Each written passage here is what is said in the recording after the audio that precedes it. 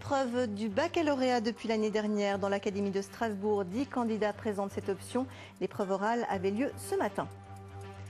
Mesurer soi-même la radioactivité. Marion est en terminale ST2S et pour elle le bac commence déjà. Elle passe ce matin à l'oral son épreuve optionnelle.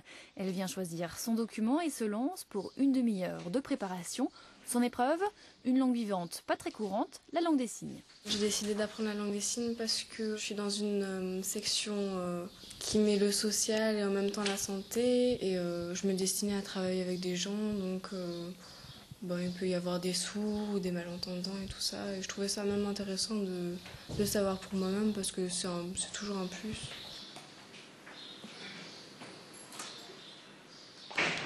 Cela fait 2 ans maintenant que la langue des signes est une option au bac. Cette année, 10 candidats la présentent, c'est peu, mais c'est 10 fois plus que l'an dernier. Ce langage mis en valeur en France au XVIIIe siècle par un malentendant, l'abbé de l'Épée, est très utilisé pendant un siècle, puis finalement interdit à la fin du XIXe.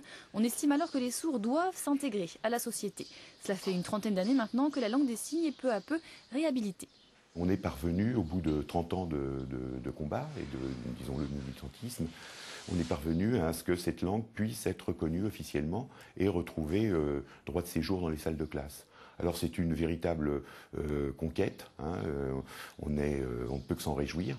En 2010, un diplôme d'enseignement de la langue des signes devrait même être créé, parce qu'aujourd'hui les candidats ne l'ont pas apprise dans leur lycée, mais au sein d'associations.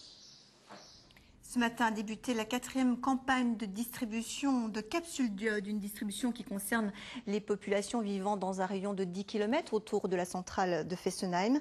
Les habitants d'une quinzaine de communes vont recevoir un courrier des pouvoirs publics pour leur permettre de récupérer les capsules à la pharmacie.